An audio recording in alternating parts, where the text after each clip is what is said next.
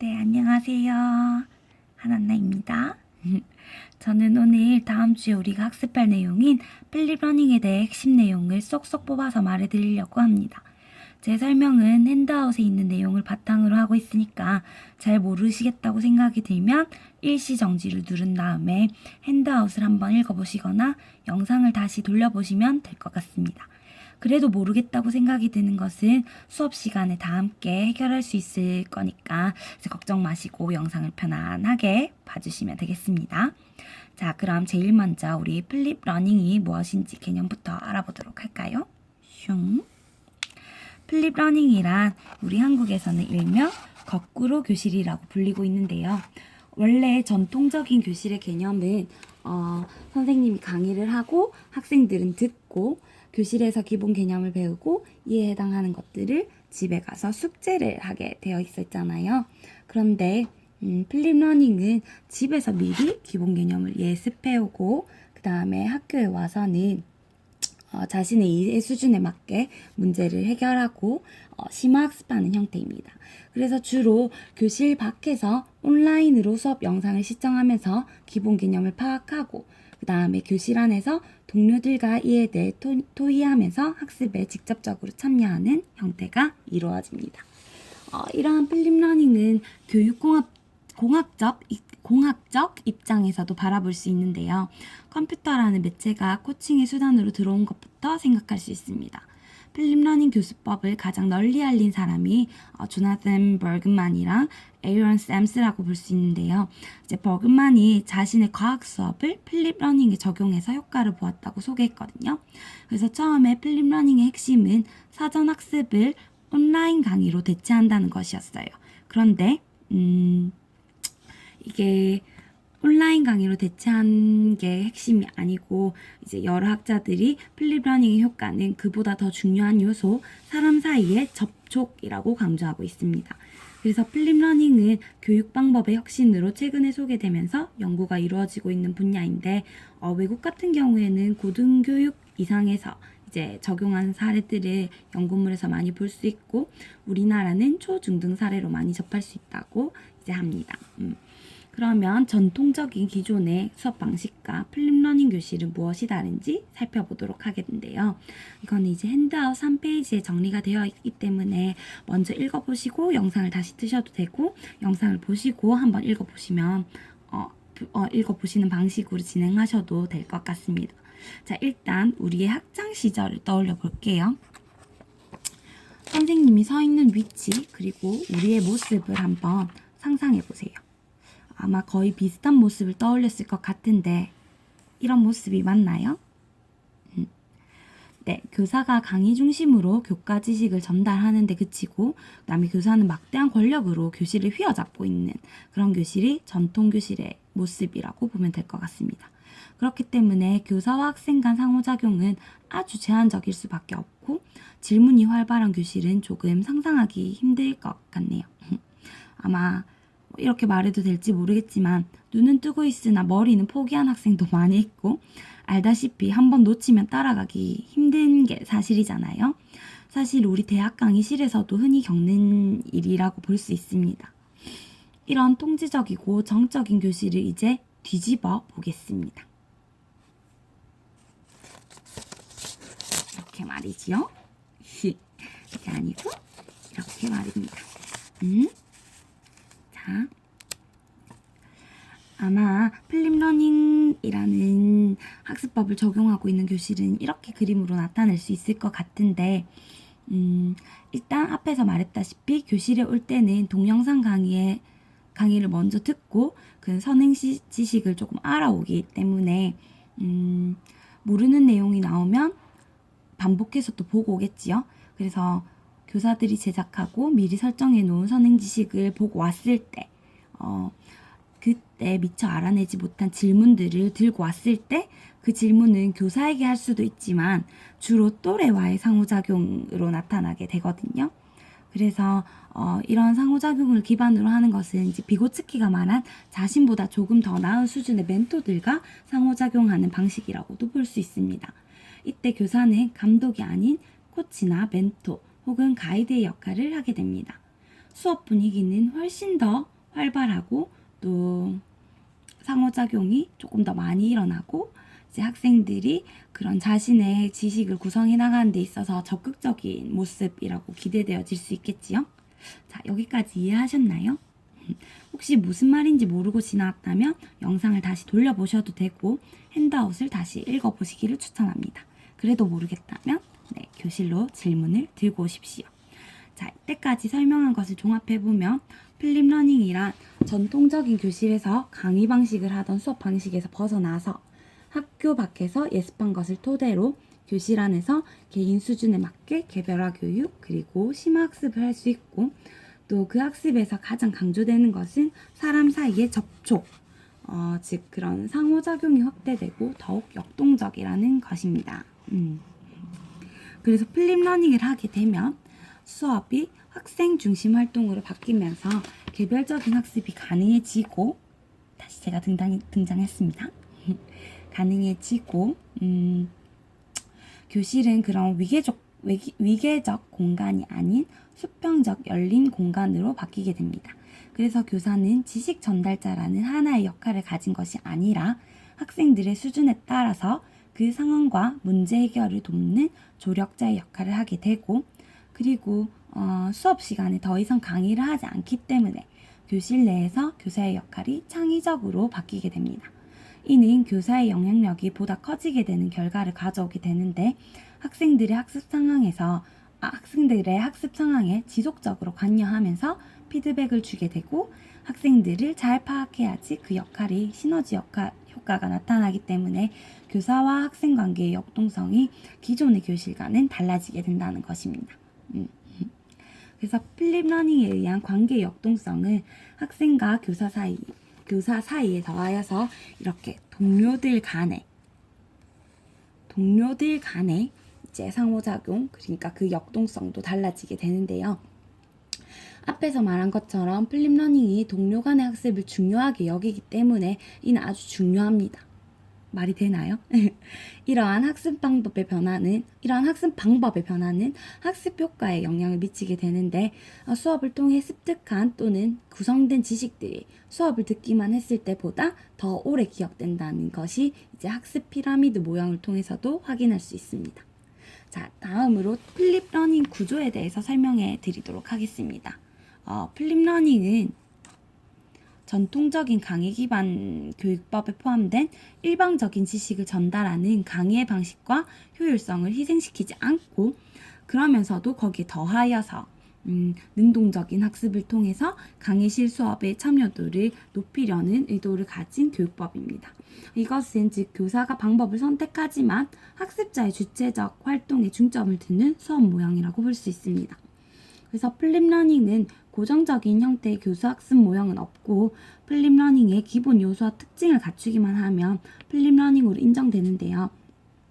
이거는 이제 플립러닝을 연구하고 지지하는 필립드 러닝 네트워크 보드에서 제시한 4가지 기본 요소, 즉 첫째, flexible environment라고 해서 이제 융통성 있는 환경, 그리고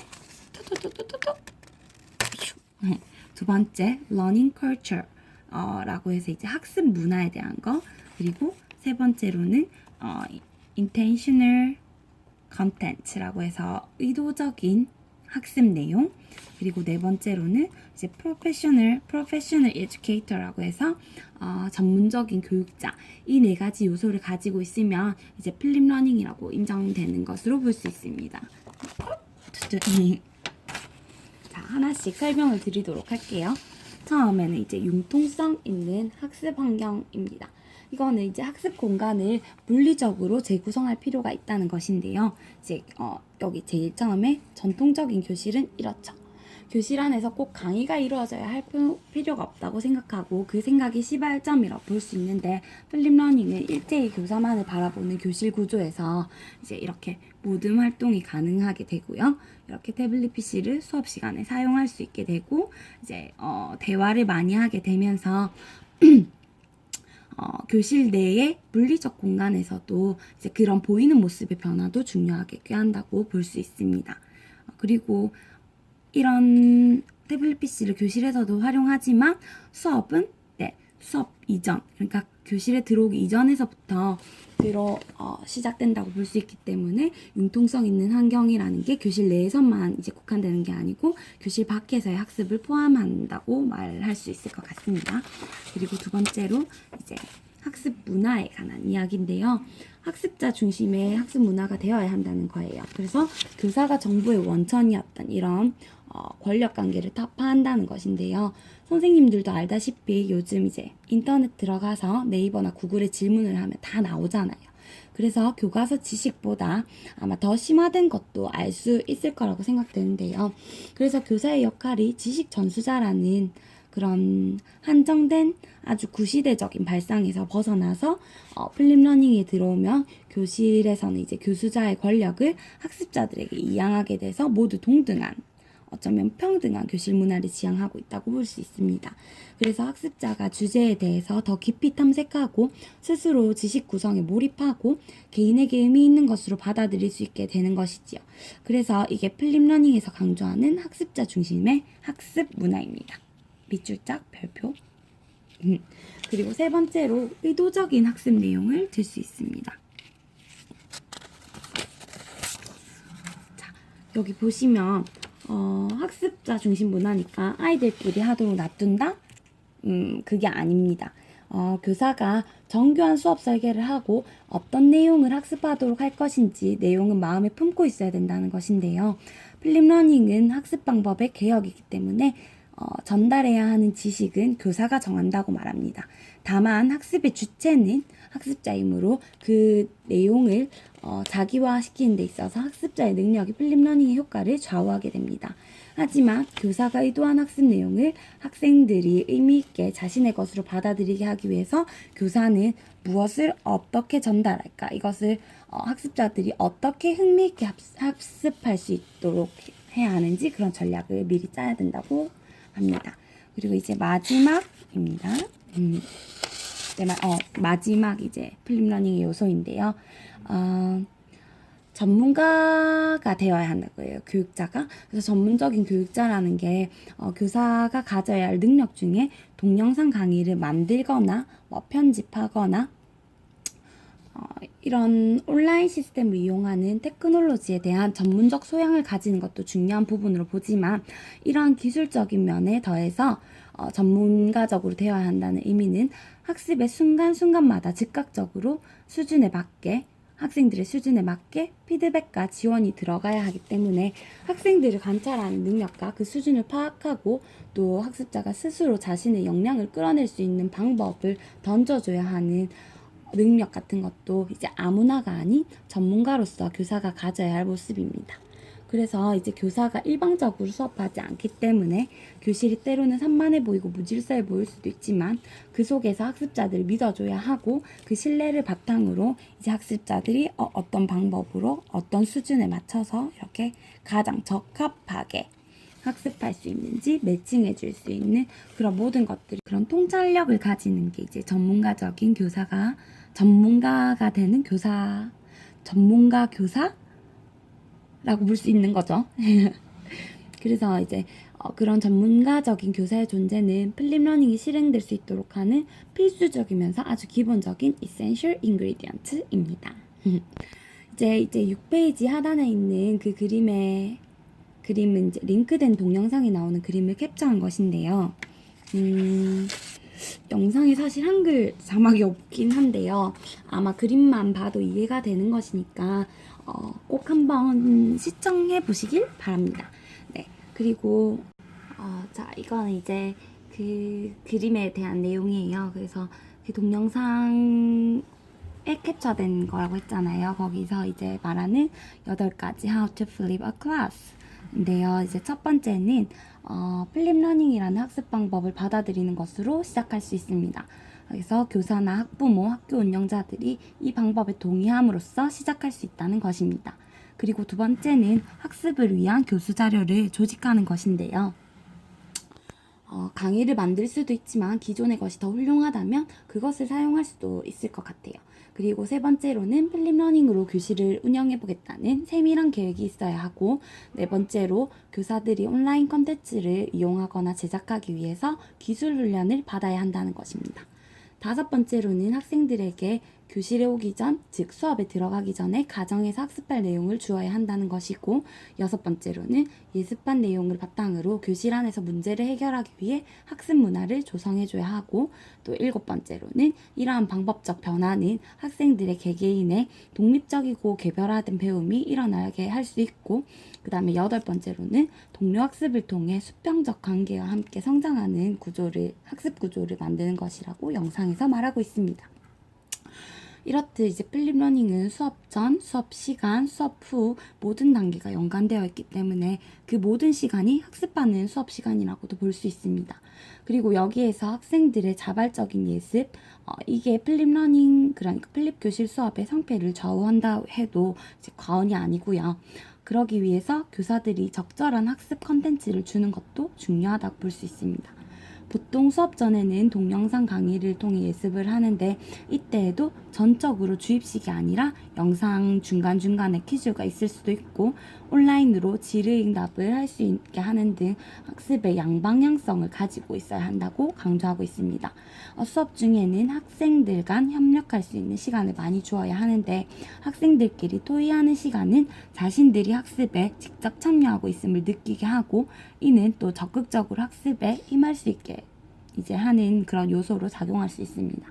그리고 수업 중에 여러 가지 기법들을 사용할 수 있는데, 브레인스토밍이나 PBL, 협동학습, 또 직소, 역할극, 하브루타 등 수업의 적절한 기법들을 활용해서 학생들의 학습 흥미도를 이끌어낼 수 있어야 합니다. 이렇게 된다면 수업 평가의 방식이 지식 습득의 결과만 알아보는 것이 아니라 전체 과정 속에서 수행 평가를 하는 방식이 되어야 한다고, 이제 그게 마땅하다고 알 수 있겠지요. 그리고 교사는 학생들의 개별 수준에 맞게 상호작용을 하고 보충 학습을 안내해야 하고, 또래들 간의 학습 공동체가 조직될 수 있도록 해야 합니다. 수업 전체 과정에서 교사와 학생들은 리플렉션 띵킹을 통해서 이제 수업을 지속적으로 개선할 수 있도록 하는 것이 중요합니다. 여기까지 필립러닝의 전반적인 개념과 교수 원리에 대해서 살펴보았는데요. 제가 직접적으로 구성주의 철학에 필립러닝이 있다고 언급하지는 않았지만, 설명하면서 이제 학습자들이 스스로 지식을 구성해 나간다는 것, 그런 양방향적인 의사소통, 그다음에 또래학습법, 반성적 사고와 같은 이런 이야기들이 왜 이 주제를 우리가 이 수업 시간에 이 구성주의 교수법을 다루면서 왜 필립러닝을 다루는지 알 수 있는 그런 단서들이 있었는데요. 그래서 선생님들이 이 영상을 보면서 알게 된 것, 느꼈던 것, 궁금한 것들을 이제 강의실로 들고 와서 함께 이야기 나누면서 구성주의와 필립러닝이라는 주제에 대해서 좀 더 심도 있게 알아볼 수 있는 시간을 가져보았으면 좋겠습니다. 그래서 그때는 이제 토의 시간과 이러한 필립러닝의 실제 사례들을 알아보고 필립러닝과 구성주의의 연결고리가 무엇인지 고민도 하고, 우리가 함께 특히 이런 유아교육 현장에서 어떻게 적용할 수 있을지 등 이제 서로의 생각을 공유할 수 있는 시간이 되었으면 좋겠습니다. 이제 마지막으로 원래 방금 그 고민할 거리들을 던져주기 전에 이거를 이제 보여드렸어야 되는데, 그래서 이제 필립러닝이랑 이제 그런 적극적인 학습 자세만 있다면 이것들이 진짜 어메이징한 그런 이제 교육적 효과, 교육적 가능성을 가져오지 않을까 하며 필립러닝에 대해서는 이만 소개하도록 하고요. 영상 끝까지 봐주셔서 고맙습니다. 바이바이.